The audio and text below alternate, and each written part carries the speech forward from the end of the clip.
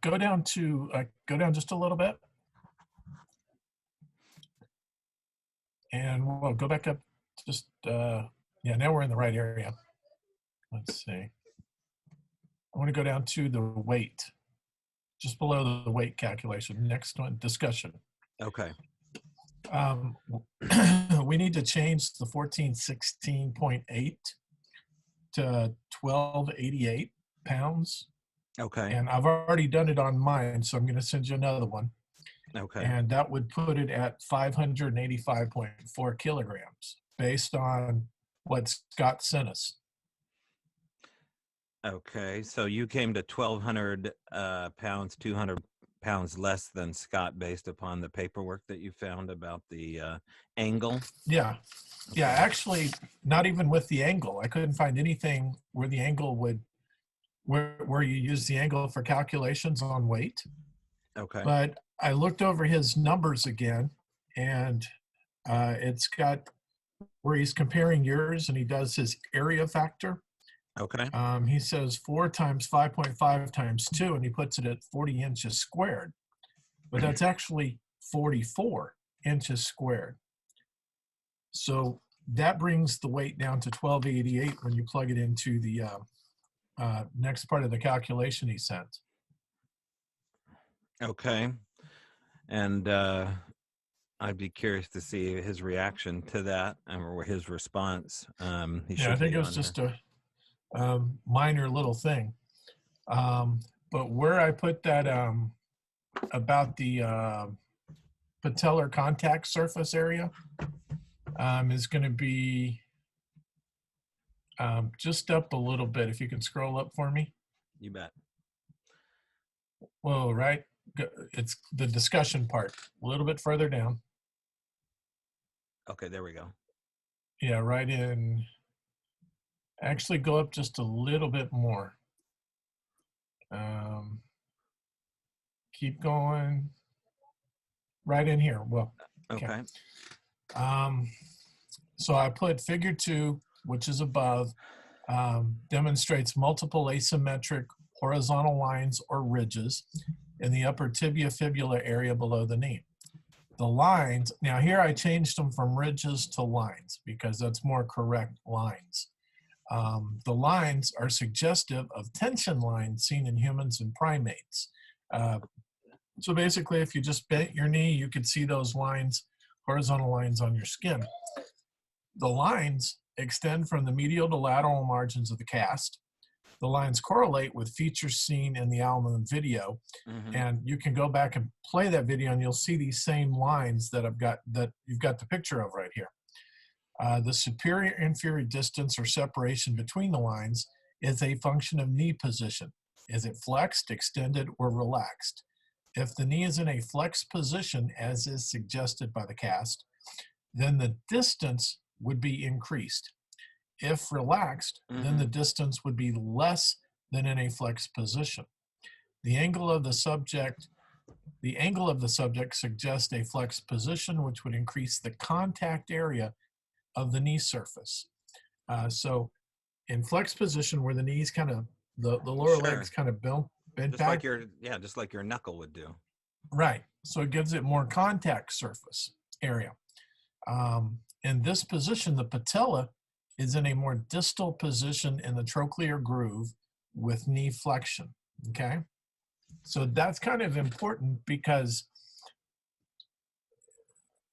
that would be something pretty hard to hoax, because if you have something that's man-made and you flex it to make that impression, you're not going to have the change in the contact area. You won't see those tension lines change because they won't be there, because nobody's going to think to put small little tension lines around there.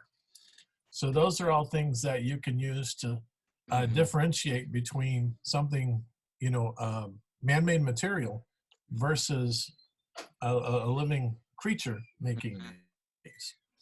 So all that just based off of just what's available in the cast itself for us to look at. Okay. So that contact surface area was the last thing that I added. And then sitting here looking at stuff, I realized later on, I didn't make that correction on the last one I sent you about the weight calculations. If you scroll down a little bit You got it. and just go to that section where it talks about weight calculation right there. This would be something Scott would be able to write about based on this. But looking at his and I had a question for him on this because his formulas deal with the depth of the impression and the area to come up with weight. And I haven't, and that may be one of the formulas he has working for Boeing, which is great, but I haven't been able to see anything, that gives me gives me an option to calculate this based on what we have. Right. And without the, the absence of him out at the location hinders this a little bit because he only really has our word. Let me see if I can get him on here. Here he is. Okay. All right, Scott, can you hear me? And do you have a camera? Let me see if asked to start video. Let's see if he logs on here. It takes some time, a second for him to do it. Okay. Hey, can you guys hear me? There you are, man. Are you calling in or are you in front of a camera? I'm in front of a camera. I got my computer on. Okay. Let me go start my video thing here. Oh, there you are. Cool. All right. Hey, Scott. Hey, how you doing? Nice to meet Good. you. Nice meeting you. Yeah. So thanks for coming on, guys. Daryl may join us.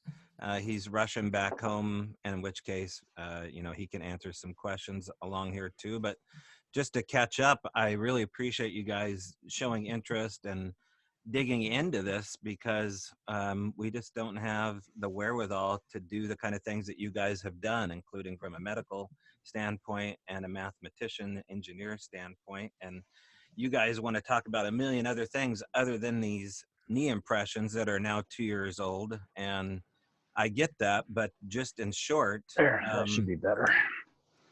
Joe had some specific questions here, so I'm going to let you two talk a little bit about this, and then we can move to other territory. On your weight calculation, you had it at coming up at 16.8 pounds. Yeah. If you look at you have your copy of the calculations in front of you? Actually, I don't. Let me see. Let me get them on the phone here. Okay. I seem to have misplaced the original. I probably put them in some place where I would never forget them, and now they're gone. I could probably, while you guys are talking, I could look for them too, Scott. So you guys go ahead, and then I will. Okay. Yeah. I'll look while you guys talk. I got it on my phone here, the one you sent me. So. So just let me know when you got it up. Yeah, I got it up. Okay. If you look under the area factor, yeah, you have 7 times 8 times 2, 112 inches squared. Then you have 4 times 5.5 times 2, which you have 40, but it's actually 44. Oh. And so when you make that change, it comes out to 1,288 pounds. Okay. Or 585.4 kilograms, so to speak. Okay. But my question on this is, your formulas deal with the area and the depth of the impression. It's actually volume. Volume? Yeah. Yeah. So these are volumes. Yeah. Well, actually, I did it real quick, kind of on the fly because I was at work. And so the first thing I thought was, well, we'll break it down and simplify it because that's what you have to do. And so I just basically looked at the depth of Toby's compared to the depth of the unknown subject. And then knowing Toby's weight, it's just a ratio. And, that comes up to get the depth deeper, that it comes out, 506 pounds. Well, that's only one part of the equation because really the subject is displacing a volume of material. Now, we don't need to get into the nitty gritty of trying to figure out what is the true volume because you can't figure that out. Right. So you can approximate it with length times width times depth. And actually it's length times width, because we already got the depth, because we figured that out in the first equation. And then there's 2 knees. So, and then that's just another ratio. But you could have put that all together in one equation if you wanted to, and just figured volume and you know, and Toby's weight and volume and the other creature's weight, and it would have come up with the 1,200 and some pounds. So. Okay. So I put a little thing on my template or my report just on the cast itself, and it's a section called weight calculations. Right. And that would probably be something you would need to explain how we came up, how you came up with that in that one section right there. Okay. All right. Because you're better at the math stuff than I am. Okay. And then I did make the correction in the discussion part that you'll see. Instead of 1416, I got 1288. Okay. I did look up contact area, patellar contact area, the tension lines that are seen on the cast that were in the soil substrate on the Owl Moon videos. Right. So in my analysis, I cover the temperature that the cast was made out of, as well as the manufacturer recommendations for the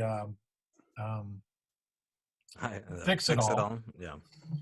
So I put all that in there. Then later on, as you get through to the discussion and things like that, I give, you know, basically what the cast is giving me and talk about that. So I try and keep it at just what we got from the cast itself. I kind of excluded the left knee because the detail's not real good. Okay. Whereas the right gives us all the nice little hair features and these tension lines that we see in the skin surface. And so that's how I came about my report. So if there's anything you feel like I need to add or check out, just let me know. So Toby, this report never came through to me. So this is the first time I'm seeing it. Okay. Yeah. Well, we'll definitely get it to you. Okay. Okay. Yeah. But yeah, I can go refigure that with the correction in there and send that to you guys if you want. Okay. And the last thing, I was looking at my UW site where I do get all my research stuff from, and I didn't see anything dealing with the knee angle on calculations of this sort. And so I'm just like, well, I'll just leave it be because I can't find anything. I've spent like 2 weeks trying to find this. Right. And so that's when I came across the patellar contact surface stuff. So that's really an unknown. You know, nobody was taking a video of the creature or the subject when it knelt down. So, you know, we don't know, did it come down hard? Did it just kind of slowly get down on its knees softly? You know, all of that can make a big difference. And you would have to be able to duplicate what Toby did compared to what it did, but we just don't know that. So you have to kind of leave that out of the calculation. You know? Right. And one thing I mentioned to Toby about the site was you can see in the video where the knees are, but as you go down towards, I guess, the road, you can't really make out any toe impressions or foot impressions. And so if the big toe is kind of extended like this here, taking some of that weight off of the knee and the lower leg, right? Then, you know, as big as this creature is based on the calculations, we should see some kind of imprint of a toe. But, you know, if you're only seeing the knee, it may be hard to, you know, see that toe. Sure. Imprint. Yeah. And you would have to know how much force it was putting with the toe also. So I just, you know, to simplify something like this, it's basically an educated guess, you know, calculated guess. And, you know, not having all of the variables known, you just have to assume that, well, the way Toby did it is approximately the same way it did it. and just make that comparison and just let everybody know. That's all it is, really, is a guess. It's not an exact calculation. Right. And then one of the things I put in my discussion or conclusion was it'd be interesting to compare this to the skookum cast, especially the knee area. Oh yeah, yeah.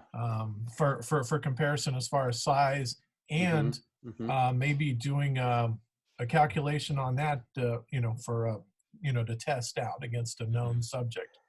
So it'd be in the conclusion part. So what you'd have to make a comparison is somebody do the same thing that the creature did in the skookum cast in the same material. So, you know, maybe in that same mud hole, have somebody sit like it sat, and then take the measurements and compare the two measurements, and then the known weight of the human who did it versus the weight of the unknown creature who did it. You know, I can get the dimensions of everything you need, you know, might want off the skookum cast, because Rick Knoll, who owns it, works right downstairs from me. I can see him any day of the week. And he's very helpful with that. Yeah, and I've tried to reach out to him on my own with no luck. He's very shy. So he's going to show up in Auburn, though, right? No. Oh, he's not? No. Oh, okay. That changed then. No, you mean at the Sasquatch rendezvous? Yeah, which may or may not happen at this point because of the coronavirus. Right. A lot of the story here has to do with the supernatural and the paranormal. So this, you know, all this hard work that you poured into this, I would never want to just pour this into a book that's covered with all this supernatural evidence that we amounted and continue to amount. But there needs to be, you know, some kind of separation between the data, the facts as they were, and the story as it unfolded after these knees, you know, were documented. So I don't think I'd have a big issue with you, Scott, in that direction, but I just want to make sure, Joe, you're okay with the fact that this is large in part a supernatural story. Yeah, I'm fine. Okay. I think there's a couple of things from my standpoint on the report that would actually make it a stronger report is if we could get some images of like primate knees, the skin surface, to show the lines, these tension lines, present there, and maybe have a couple of pictures to compare what we have with the cast too. I think that would be very, very helpful.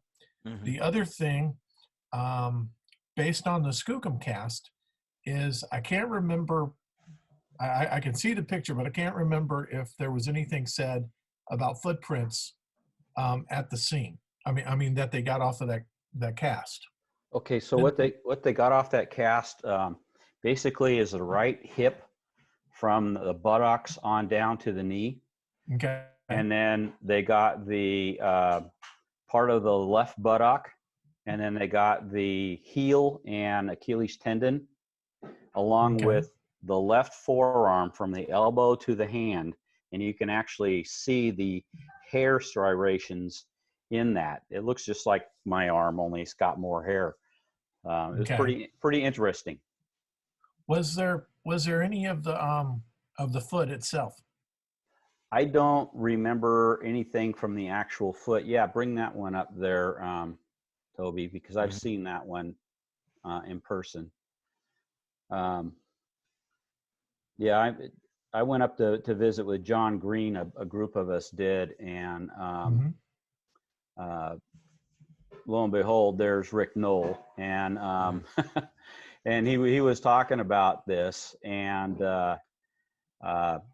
he started talking, and I'm hearing Boeing speak.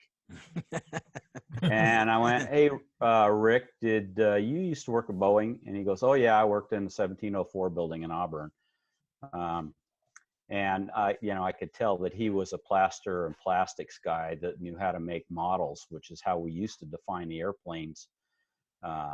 You make master models and that kind of thing. So I figured, well, they never would have got this if it hadn't been for him being there. Nobody would have known how to do it. So Anyway, so we got, Whose boot print is that?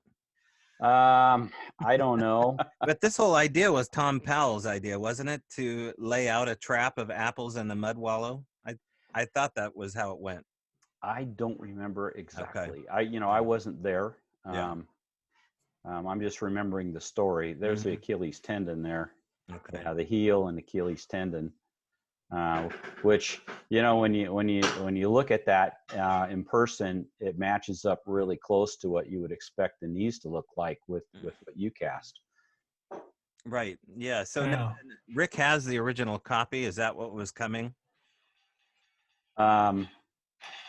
Yes. Well, what's more interesting than the original is the casting off the original, which then becomes what you would see if you were looking at the mud puddle. Gotcha. Huh. I haven't seen that one. Have they completed that? Oh yeah, he's had that for years. Yeah. Huh. I haven't seen that part of it yet. Yeah. Yeah. What he does is he takes the original cast and then he puts a very thin mold release on it, and then he makes a cast off of that. And then what you get from that is just it's basically the original casting is a negative. And so by making a casting off of that, you get a positive, and you get, which is exactly what it looked like to the people who were there at the time. News break here. We may have a photograph of the individual of the Al Moon lab. So I'm going to go ahead and show you these images. Okay. Now that we've left the area, Daryl has made some more acquaintances. They're definitely of the aper mindset. They're there with game cams, trying to trick them, finding out quickly that doesn't work, especially in this area. Astoundingly enough, you remember Joe Hauser's Rebu footage, Scott? Yeah. Okay. Yeah. So this is what turned up when they put cookies in front of the game cam hanging from the tree. So let me see if I can bring this up. Let's see if this will come up. Okay, so it started off, actually this one is from a couple days ago here, and this is very reminiscent of Les Stroud. Watch how the cookies disappear in the following picture. Bingo, gone. And bring There's it back, the two on the bottom. and they disappear. Okay, so that was just a couple days ago, but this is what I'm more interested in, is what happened here. Let's see if this shows up. The guy's name is Mark Parker from Albany, Washington, and the cookies are plainly in view here, and you can see that there is this white glowish image that has this feathering effect that's coming off of the front or the side of it. But then in particular, there is this area here, which I thought was pretty interesting because it doesn't really match the flow. It's a hard line that comes up. So I went ahead and backed that out for us. And let's see if we can bring this one up. So while you're doing that, let me tell you, we over at our place out by Matlock, we have a stump that we've been putting just rock formations on, and rocks that have little carvings in them that say, love, trust, that kind of stuff, dice, those kind of things. And they would be moved. We'd put them out, leave Sunday morning, and then go back Friday, and everything would be rearranged. And so I thought, well, let's make sure it's not an animal that's doing it. Sure. So I put a trail camera out at a place where when you approach that site, you can't see that trail camera. It's about 40 feet away, but you can't see that camera till you're in view of it. And we got pictures of the rock formation, and it would take picture, and then suddenly the rocks would all change, but you never saw what did it. But something came up there and rearranged it without tripping that camera. Well, that's the astounding thing about this, especially for people that aren't on board with the fact that they can either disarm cameras or walk in front of them without being seen. In this case, I think something was seen. And what's really telling, I think, is this feathering effect coming off here. That's not a reflection or a camera artifact. And, this guy's been elk hunting all his life. Never had an issue with this camera showing up on strange images, but it was reminiscent of what Joe Hauser caught on there. And of course, the cookies here were taken, and a size 15 was found behind where the cookies were taken. So Yeah. anyway, Joe, I thought you'd get entertained by that one. That may very well be the subject. Another interesting anecdote about this is the London tracks.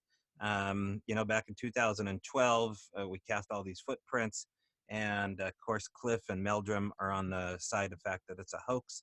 But there are impressions on or near where these cookies are taken that have this detail that the London tracks had, which is this splayed out pinky toe that almost looked like a frog walking. You know, that was the pinky toe and the fourth toe.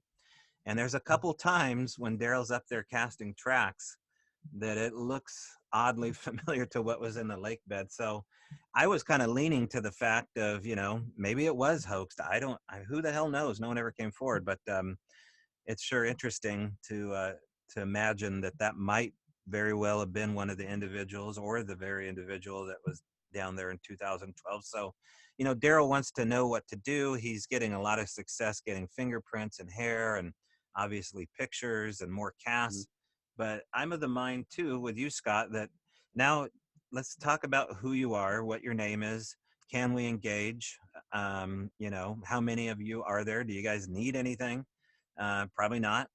And those are very difficult questions to tell extended experiencers that want to walk away with evidence. You know, they still, and I get it, it's kind of a amazing race to get the best footage and get the best stuff, and I still find myself there. But the subject matter has a way of humbling you really quickly, especially alpha males. Yeah. So anyway, that's the latest, Joe. If you pull up your the feathered bloom again. Yeah. Let's bring that up. Well, every time I try to bring it up the right way, let's see if it'll come up this way. There we go. Yeah. And you see the dark linear lines that are extending out away from. You're talking about these feathering marks right here? there. Now, if you look at the bottom, you'll see there's some dark lines extending up towards the top of the image. Okay, so, but if you look at the spacing between them, it's all the same, same distance. Well, it's hard to say that for certain without enhancing it maybe a little bit more. They seem to be changing direction as they come from top to bottom, and then they're a little bit tighter. Kind of curvilinear. Right, yeah, like the tension ridges, they seem a little bit closer down here than they do, say, in the middle, where they're almost twice as far apart. And then there's absolutely nothing here, which I don't know why that would be. If this, let's say this is photo glare and camera artifact, I would think that there should also be the same effect coming off of these parts here. And why would this be so damn bright? I mean, if it's an IR lens, it shouldn't have an effect. Maybe you guys could speak on this more than me. I haven't messed with game cams a whole lot, but my understanding is IR shouldn't have a flash. It shouldn't have overexposure, right? No, it can have overexposure. Okay. Yeah. So the closer you get to an IR lens, would it be blown out like this? Oh yeah, yeah. We've got literally 10,000 photos from our place over in Matlock, photo and video, and yeah, when they get really close, yeah, it way overexposes. Okay. Yeah, and to me, this looks like a refraction pattern from the light going through some hair or something like that. Explain what you mean. Well, you know, okay, to simplify it, you've driven down the road in the woods and the sun is low on the horizon, right? And you get that flash in your eyes that just drives you nuts. Yeah. Okay, that is kind of an analogy to what you have here, with the light going through the hair and in some places, and then hitting the hair and light shining back at you. Okay. And it'll make a refraction, probably a refraction pattern due to that. Would it be so even though? I mean, it looks like it's almost, you know, sure, die casted on there.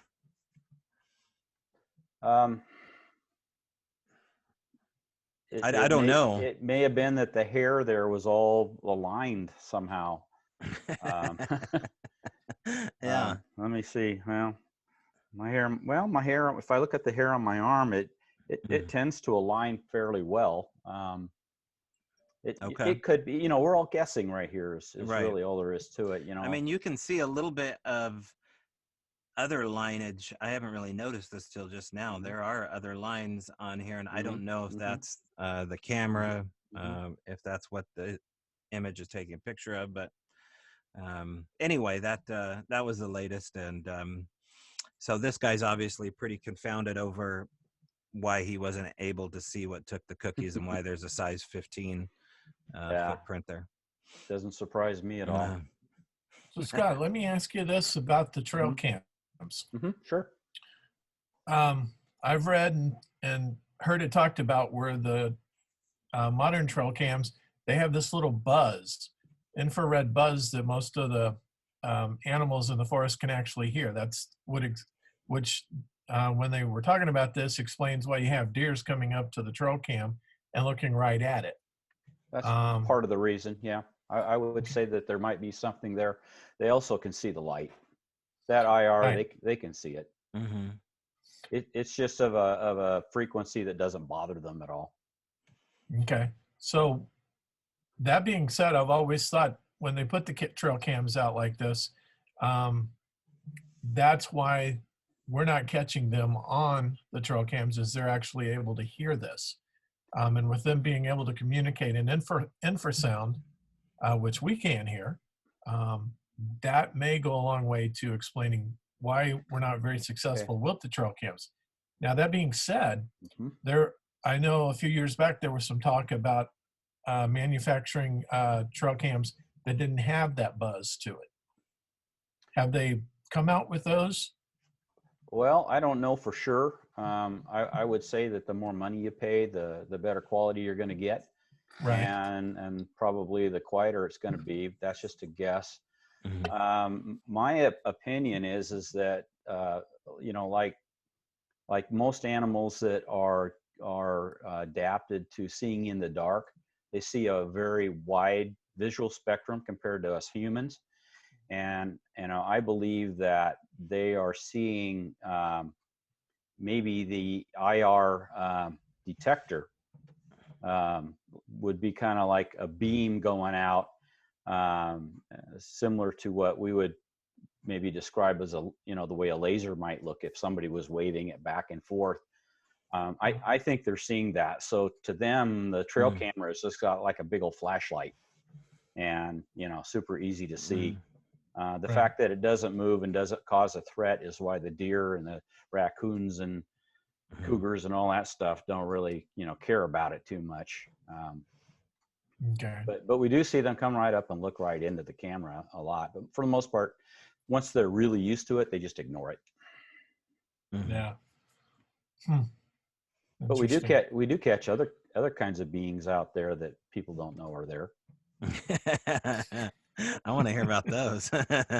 Well, we call them the flying rods. In Japan, they call them the skyfish. Picture like an 8-inch long slug about as big around as your little finger with frills down both sides like a sea cucumber, only they can fly through the air with it. The odd thing is, they go flying through the air and they have a very distinctive gait as they go through the air that makes them look completely different from bugs. Bugs look like bugs. These look like something that's flying / swimming through the air. The cool thing is that they will dive right into the earth. I mean, just full power dive right into the earth, just like the earth was water. And, off they go. And we see them, pop up out of the earth and take off and then disappear. And sometimes they just fly by.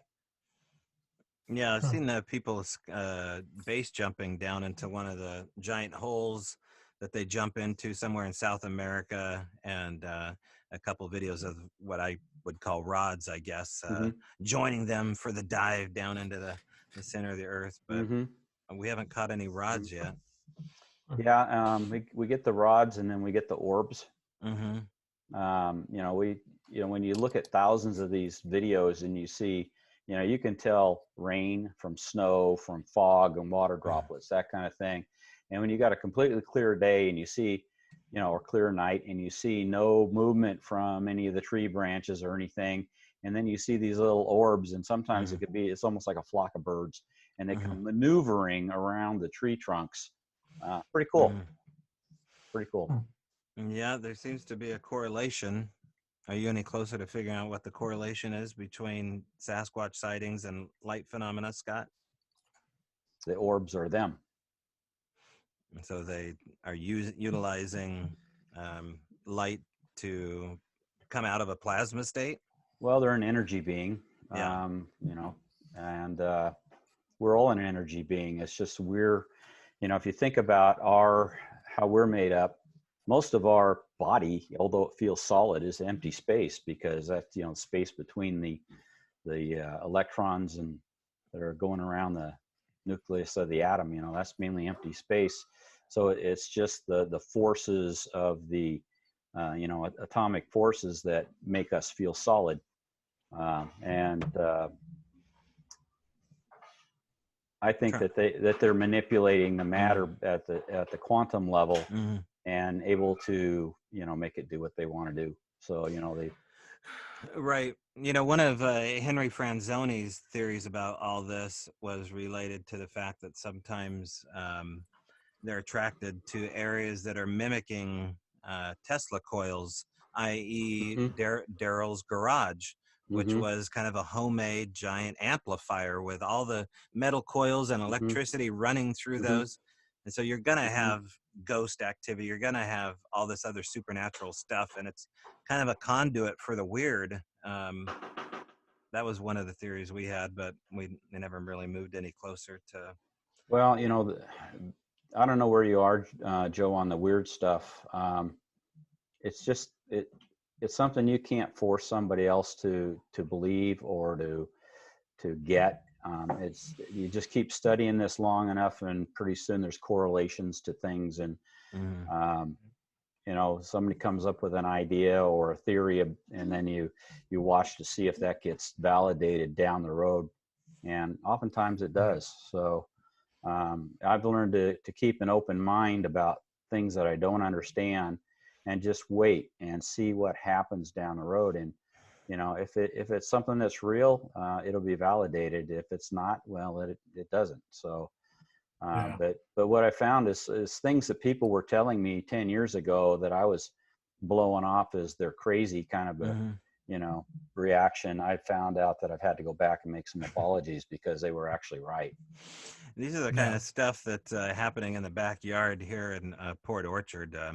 It's also a hot spot. So this is from last year. I could see it on the viewfinder when we were on one of our night walks, and it just made an appearance. A week later, this showed up in and around the same area, which seems to be some kind of undulating green flowing light anomaly. And of course, this appeared out of the woods, a shaft of light in the middle of the forest. Portal. Yeah, I mean, you just don't know what else to do with this stuff except to roll camera. One of the creepier things, Joe, that we caught were these, which were these infused white chalky handprints that we gathered, and they're very childlike. I'll show you this. Okay, hey, I got something on that. You do? So yesterday Susan and I were at the UFO paranormal conference. Oh, yeah. With Daryl Sims. Daryl Sims. He had examples of. There they are. Prints just like that. Yeah. That were actually infused into the glass. Yeah, so Daryl came up to the table when I was there, and I showed him these handprints because we cast them, we documented them. And he said, look at this one. And look at the gappage between. Now, this would be interest to you, Joe, because you're talking about the ligaments. The lack of ligaments here, I think, is really interesting in these two prints. And then the weird gappage between these handprints and how small they were. But you know, when I moved up to Aaron's house, these didn't go away. They showed up again. These were found right outside the cabin, and nobody can account for where these two prints came from. They're kind of in front of the door. And this is the video of the discovery of the... I want you to shine this light on it. Oh, crap. Look at that. Now you get a full appreciation for all those details. What about on that door handle up here? Right above it. Yeah. Well, That's probably worn off by now. The other stuff. right. So you know, Daryl, who should be online with us, but isn't for some reason. You know, they lived in a haunted house and dealt with all this stuff before they moved to Cottage Grove. So they had a real easygoing, lackadaisical attitude about the whole thing. Me, my mind was being blown constantly. And then, of course, all the Bigfoot stuff. I was like, you know, if we start comparing apples to oranges, you know, you're not going to be able to go sit at the cool side of the lunchroom anymore. You're going to be trapped in the world of, you know, this crazy guy here and latched on to me. So are you sure you want that? But you know, I think photos like this are totally fascinating, and that's what keeps me out there. Of course, the knee impression. Now here's let me see if I can log this knucklehead in, and then you can hear Daryl's side of things. Hey, I was just telling him how you were normal till you met me. No, it's like when we showed up out there at the spot. Yeah, so I was giving him a little rundown about you breaking Mark Parker's cherry down in the Out Moon and showing him this crazy stuff. Yeah, that guy don't know what to think now. Yeah, yeah. So anyway, you're working the scene there. It's good for you guys to meet Daryl, because I don't want to be the only one to blame for all this crazy stuff. Daryl can accept 50% of the blame. Yeah, I know. Yeah. Cool. Well, so you know, Daryl, this is what we caught up on, and I'll show you this here too. Just bear with me here while I shrink things down. Is that this is Joe Dragoo sitting there in the blue shirt, and of course that's Scott Taylor. Scott was the one that we were always leaning on as far as the weight measurements. Oh yeah. Yeah, you guys have never officially met, have you? No, not that I know of. Nope. Okay. But I wanted to go down there. Yeah, I know. Yeah, well, Just never could work it out. it might be the safest place to go at this point, but Joe and Scott are still working out the weight distributions, and things are still over 1,000 pounds, which we weren't quite sure. But you know, tell them a little bit about what's going on now that you left. Oh, now that I left, that I moved from the house? Yeah, now that you moved from the Al Moon lab, tell them what's going on now. Oh, I just went out there, and I had a guy that had a GPS, and we looked right above the property where I recorded those sounds from. So that's the area that I've been doing the habituation area with, is directly above that house where I recorded the sounds. Mm-hmm. And then just everything's still crazy up in there. So. And what do you find up there when you leave food out? What happens? Well, everything just vanishes. I mean, you can put a 20-pound rock on something, and it's like you just pick the rock up, take the stuff out from under, and put the rock right back down. Mm-hmm. I've tried to make all kinds of little traps and snares to get hair off of them, and fingerprints, and all kinds of different little things that people give me ideas with. And so I have gotten I've gotten a fingerprint or two, some hair, but they're pretty smart. Mm-hmm. Do they leave you some of it? Do they do what? Do they leave you a little bit of the food that you leave out? No, not normally. They take everything.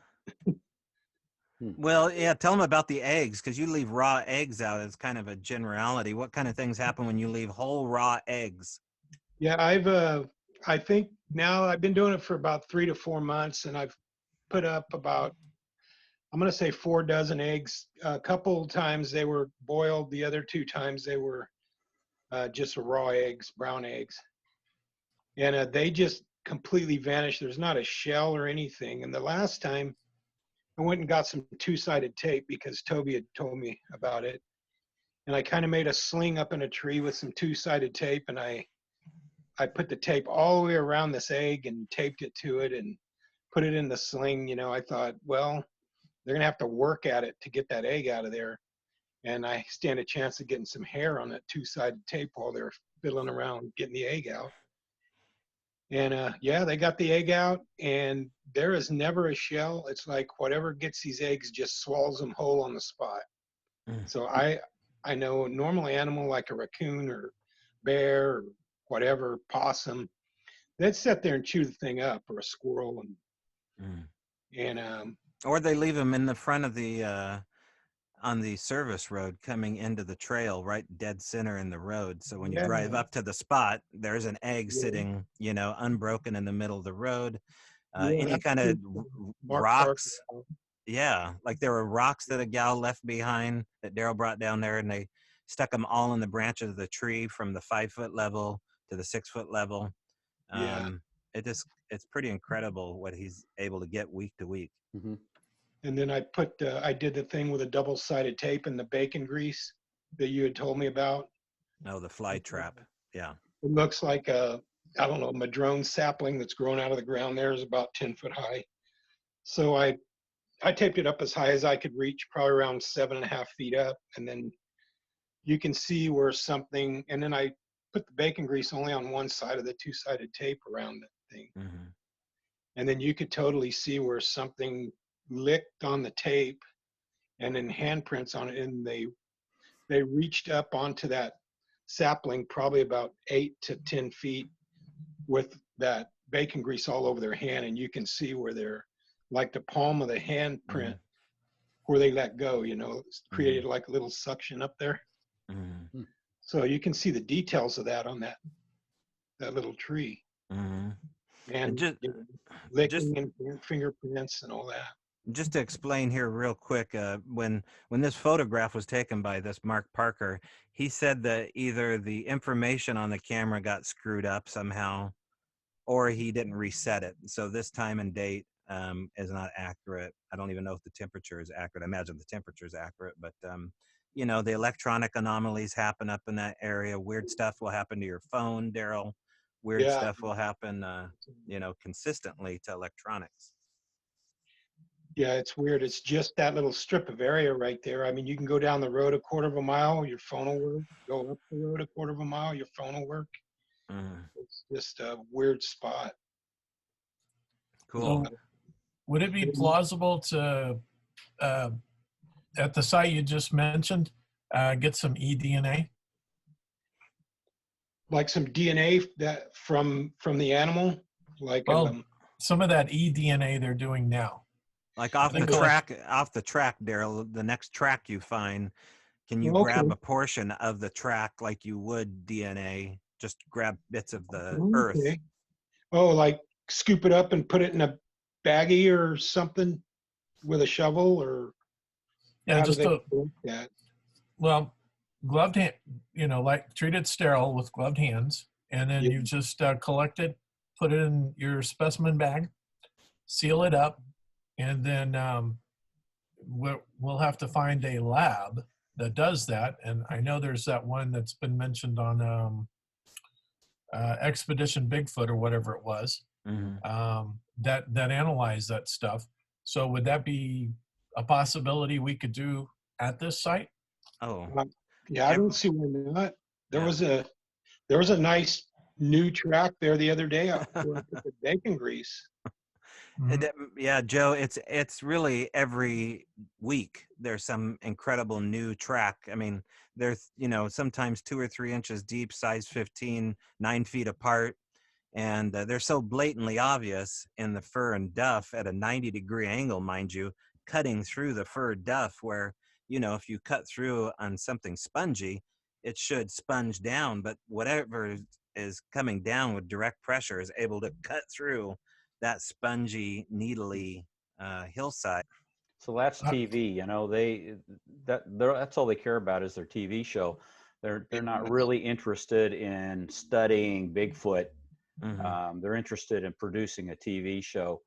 And also, you know, when you talk about DNA testing, that stuff's expensive to do. Yeah. And you know, the people that finance the show can probably afford to pay the $10,000 or whatever it is, but most of us, you know, Yeah. researchers just can't afford to do that, you know, even if we had a source. Yeah. So Right. They also give a shout out to whichever lab they're using on television, probably. oh yeah, Yeah. Right. Yeah. They get it for free. Mhm. Yeah. Yeah. Yeah. What else, Daryl? What elevation is this at? What's the elevation of the site? I am not sure. It's London, Oregon. If you look it up on the Oh yeah. look up, and then it's probably up above that by 1,000 feet or so, higher, maybe. So a rough estimate, maybe 3,000 to 4,000 feet. No, not I that don't know if high. it would be that Not high. that high. No, because you can hear I-5 from the spot, and that's south of the or west of the area. That's Okay. something we could look up on Google Earth too, because Daryl, you know Yeah. exactly where the spot is, and it gives an elevation on Google Earth. Yeah, it does. Yeah. Okay. Because one thought is once we document the elevation, this goes back to a conversation I had with one of the guys from the Olympia project, where he said they didn't see any patterns in all the data they had. And I'm looking at it and I'm like, I see the pattern, and I approached him with it. I think I mentioned it to you, Toby, Mm-hmm. but we talked and I said, what is it at 3,000 to 4,000 feet? And he said, we don't know. And I says, well, what do they prey on? And he says, well, deer and elk and all this other stuff. And he said, but we can't use that. I said, no, listen to me. If you know what they prey on, the deer and the elk, at 3,000 to 4,000 feet, what is it that their main source of protein feeds on? What kind of grasses are in the area? What kind of bushes and stuff like that? What are they feeding on at that level? And if you look for a pattern based on that, everything kind of makes sense. And I said, based on what I just saw, you presenting, they're not moving anywhere. They're pretty much staying in the same areas. And they're just staying next to the creeks and the rivers, which makes sense. But what is it at those elevations that the deer and the elk are eating? Because they're not moving until those creatures move, because that's their main source of protein. And then he just kind of looked and, well, we'll have to go back and look at it. I never heard from him again. But if you look at what's their prey eating, then all their data made sense. Real quick here, anybody know how I can find the elevation on Google Maps if I know the approximation of the area? It should. Yeah, you can toggle over to the terrain feature. Okay, is that over to the right over here? It should be over to the left there. If you on the little three little bars there that are next to where it says Razor Road. Mm-hmm. See those three bars Up top. in the upper left Oh, corner. there we go. Okay, gotcha. Yeah, click on that. Click on terrain. Okay, terrain. Up a little bit. Up. There it down. is. There you I go. gotcha. Terrain. Okay, that'll switch it over. You should be able to zoom in and see contour lines. So I noticed in the image there's a power line. Mm-hmm. They like Yeah. to follow power lines, so that's an easy travel route for them. So Yeah, this one, that power line runs almost the whole state of Oregon. I know it's down in Lewisburg area also. Yeah. there's your 800 foot. So in between 800 and 1,100 feet, I would think max would be what we're talking about, Joe. Okay. Yeah. Okay. Yeah. Is there any gravel pits around there? No, but there was a spring nearby. There's a gravel pit up on top where people go and sight their guns in. Oh, Mhm. okay. Yeah. You're right. They like that. Are there any fish hatcheries? Well, what happens is during the summer months is Cottage Grove Lake there, the reservoir. They plant trout in that thing, and they're like big trout. And the river that runs right there, the Coast Fork of the Willamette, it runs right in front of the area where we lived and right below the area. those fish, as soon as they hit the lake, they run right up that cold water in that river because the lake's warm in the summer. Mm-hmm. Yeah. At a coast fork is, still snow melting from way up in the Cascades. And those big old trout, they just run up there and get in all the holes. Mm-hmm. They're in the river right there. So they come down and we heard them splashing in the water. The neighbor did, and sound like they were fighting with logs down there, beating on things. And it sounded like a bunch of monkeys raising a big old ruckus. There's even some archaic writing that Daryl found within walking distance from where the knees were cast, and he took a photograph of it, and it looks like language. It looks like writing in the mud. There's a stick laying in the mud too. It could be gobbledygook, but it was surely one of the more interesting things to look at. And if they can speak, I think they have a language. I think they can do a whole lot more than that. But it was one of the more interesting things. Maybe they're trying to tell us a name. I don't really know, but we never really. He never ran short of evidence. It's evidence overload for Daryl. I mean, it was the place that somebody like a Les Stroud or a Robert Bigelow type should have purchased to have as a full-time research area and just buy up a chunk of land and begin to enjoy it. But camp for a week or a month. yeah. But we got to get you guys up there, and now that the weather's getting better, now is the perfect time to do it. And maybe sometime in April, if this virus doesn't go absolutely nuts, which I assume it is. Everything I've read says it's going to go nuts. But I am going to go back on a weekend in April, and if you guys want to come, then that's the next opportunity, and we can make a weekend of it. And the food source, go ahead. The food source you were talking about for the animals. There's berries everywhere, of course, like everywhere in Oregon. Blackberries, all the different berries. There's apple trees everywhere there. There's pear trees, and right across the river, there's a nursery, and the guy grows just all kinds of. I think there's 40 acres of plant stock that he grows over there, like little potatoes and tomatoes, and he ships them all over the place. So there's just a 40-acre field of all kinds of different vegetables and he has greenhouses that pretty much grow all year long over there. Perfect for them. Across the river. Yeah. Right. Just to show this real quick, this is one of the examples of them coming down to Daryl's property. While I was at work, I'd leave out the recorder. Daryl would leave out a recorder. And when I got home from work, there was a trail of blackberries going from underneath my awning, which is about 7 feet up, and going out to the tree line. So I went to the recorder, and this is what we caught. So you're going to hear something chew.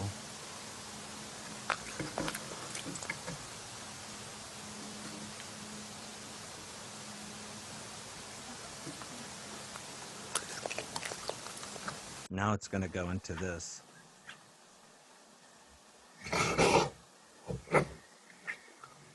It'll loop again here one more time with what we're calling a Blackberry Sneeze. And coming underneath the awning, as I walked underneath there, dripping down from underneath it was a good 8-inch long strip of blackberry juice, which was aspirated, I assume, upwards as this thing was enjoying itself after I went to work. So it's ample stuff. Come enjoy. Yeah, you can hear the river running too in the back. Right. Can you replay that? Oh, sure. So it's broken up into 2 different sections. Dave Ellis did the loop process with the sneeze, but the beginning would just be the first clip of something, I believe, chewing up close next to the recorder, which is in front of the door on a rail, and you have to go a good, I don't know, what do you think, Daryl, 7 feet behind the front door to where the blackberries were behind the trailer. So that's maybe an important detail. There really wasn't anything else up front for this thing to eat near the recorder. Oops. Whatever.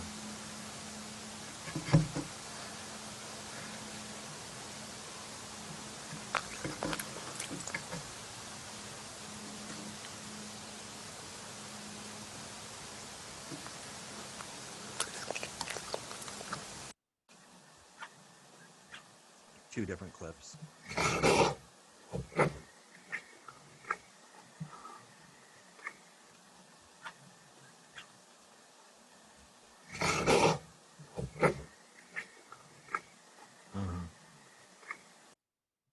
And of course, So- the sound like that, when you play it inside your car stereo, that's the kind of sound that you feel as much as you hear, which was always what we were looking for, was this percussive quality, which, Scott, you probably know Right. what I'm talking about. Yep. Yeah. Mm-hmm. Yeah. So this thing was close to the ground going after blackberries? Oh, we didn't have any evidence of that.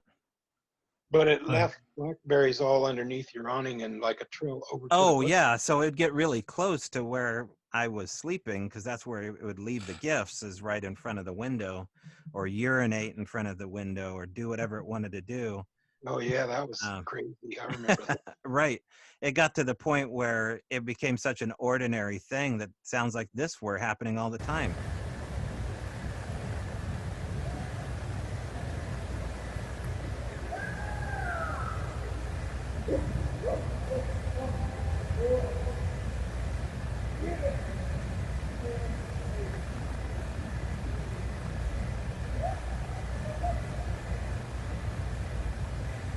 Yeah.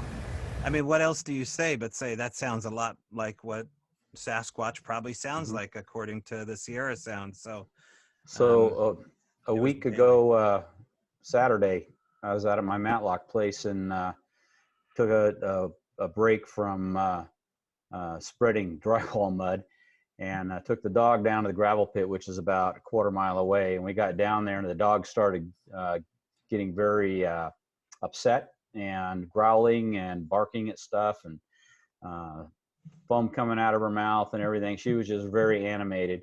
And then I hear whoop, and then that same kind of talking, and then another individual off to about 100 yards to the left answered with a whoop, and some more of that talking, and then the sticks breaking back in the trees, and that was typical Squatch stuff. It was clear enough like that if it was English, you'd have understood what they said, but it wasn't English. It was Right. what I would expect Squatches to sound like. So, Yeah, and you know, the kind of impressions, Joe, that they would leave in the gravel were really weird. I wasn't used to seeing what I would call gifted impressions. It was like, well, we can walk through gravel without making a sound, but if you really want to see our footprints, here you go. This is impacted into the hard pan. You know, this is really deep. If you scrape away that gravel, it's nothing but dirt hard pan. So everything you see here has been vibrated down into the substrate.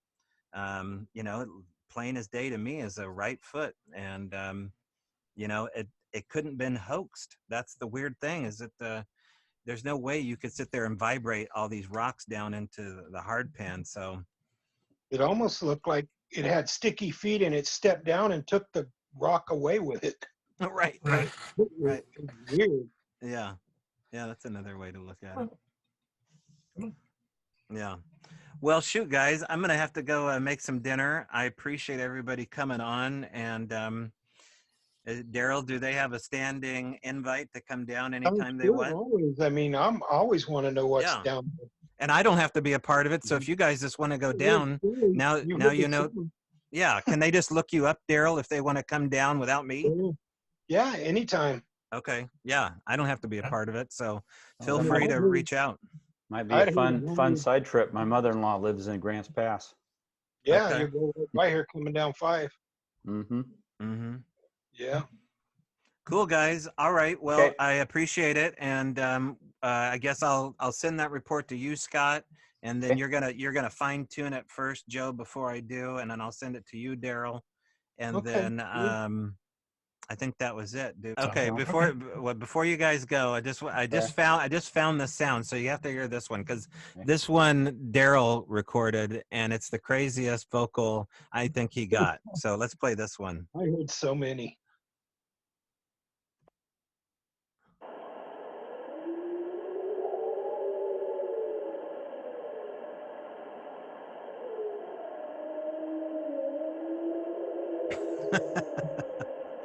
That's a good one.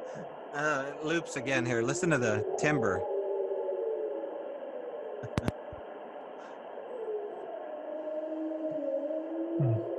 There's actually about 3 minutes of that one too. That There's more Yeah. of that to it, Yeah. but that's all that David Ellis looped Yeah. right there.